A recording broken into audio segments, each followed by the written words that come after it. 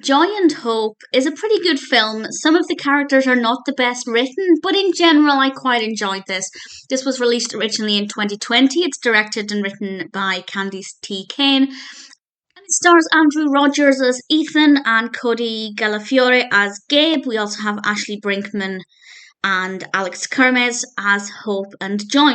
And I have to say, the performances are really good, but not all of the characters are. I feel like Hope is not very likable, and I understand she's going through a difficult time, but even then, I didn't love her.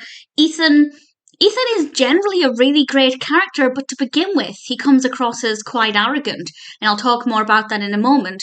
But once we get over that initial hurdle, he's actually really, really thoroughly enjoyable as a character, because Ethan is a writer, and his publisher has said, as per your contract, you owe me a book by Valentine's Day. And of course, this is set just before Christmas.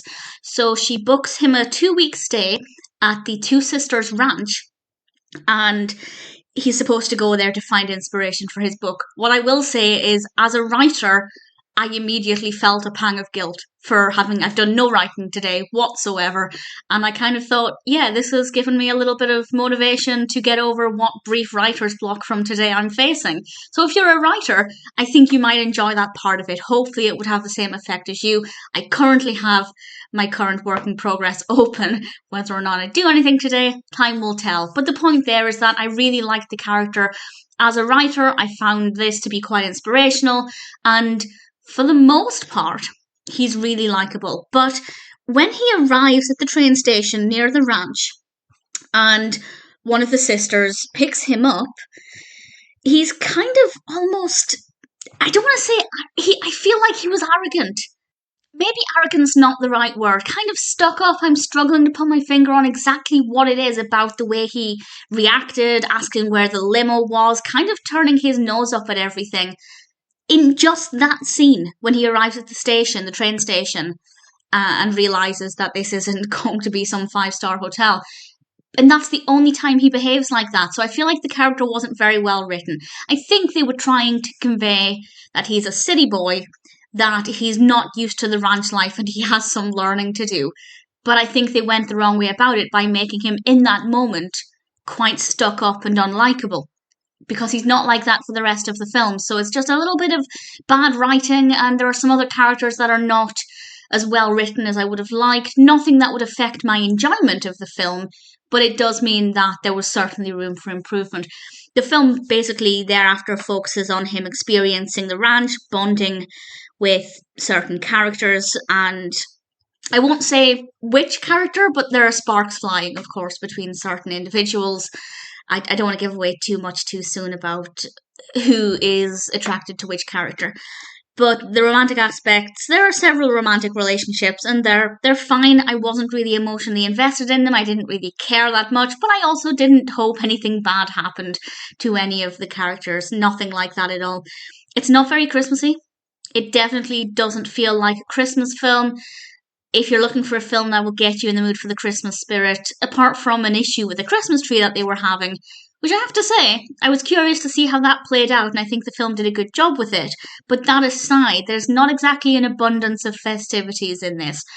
It's also quite emotional at times. While I say that, I didn't really feel emotionally connected with the character or any of the characters, so I didn't really feel the loss that they were feeling. But there was a pretty tragic accident that's very, very emotionally done. This scene, the one scene where we get the flashback to the accident that killed Joy and Hope's mother, that scene is really powerful. That is so well done.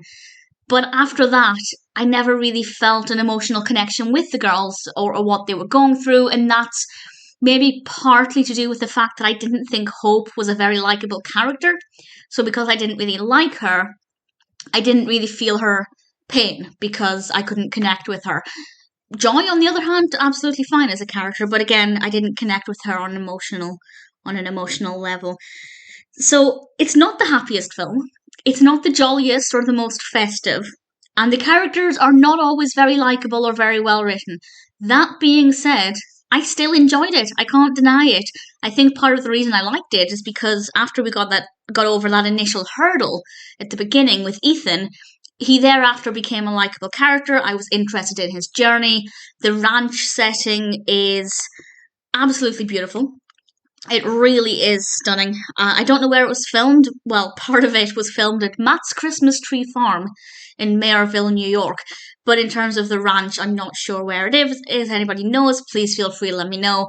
But visually, it's really beautiful. It's not Christmassy, it's not festive, but it is a nice film. I mean, we do have some Christmas decorations and things, but compared to your average Christmas film, there's not a lot of festivities. But if you're the kind of person who doesn't like Christmas films to be too overabundant, then maybe it'll appeal to you with its subtleties. Joy and Hope is a good film. If you're a writer, I think you'll like it. If you like films based on ranches, I think you'll like it. But if neither of those things directly appeal to you, then I'd say it might not be worth putting to the top of your watch list. It's okay as a one-time watch. I quite enjoyed the experience, but there's definitely a lot of room for improvement.